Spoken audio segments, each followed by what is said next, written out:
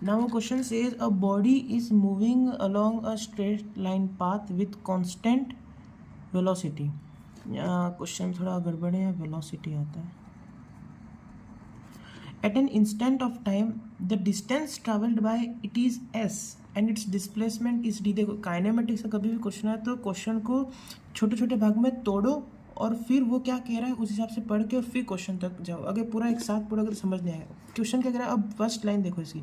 अब body is moving, एक body बना मूविंग विथ स्ट्रेट लाइन पर, यानी सीधा सीधा जा रहा है विथ कांस्टेंट वेलोसिटी. इसको अंडरलाइन करने वाला बात है. अब कांस्टेंट वेलोसिटी क्या होती है?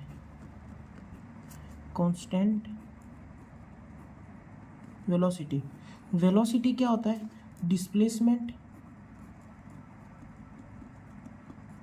Covered in a particular time.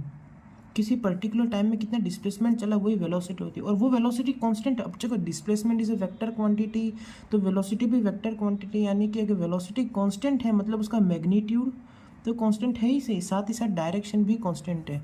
अगर क्वेश्चन में स्ट्रेट लाइन नहीं बोलता तो भी अपन को पता चल जाता है कांस्टेंट वेलोसिटी से कि ये सीधा ही जा रहा है पार्टिकल.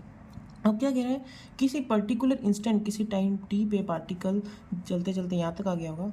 इसका जो डिस्टेंस है वो एस चला, ठीक है, और डिस्प्लेसमेंट उस टाइम पे डी है.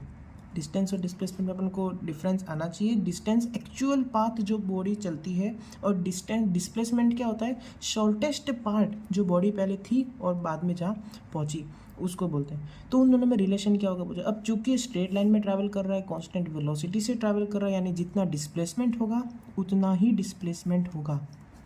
अगर क्वेश्चन में कांस्टेंट वेलोसिटी की बात नहीं करता, स्ट्रेट लाइन की बात नहीं करता और जनरल पूछता तो अपन कह सकते हैं कि हाँ डिस्टेंस जो होता है ऑलवेज ग्रेटर देन या फिर इक्वल टू डिस्प्लेसमेंट हो सकता है. और जो इक्वल वाला केस है वही ये क्वेश्चन है.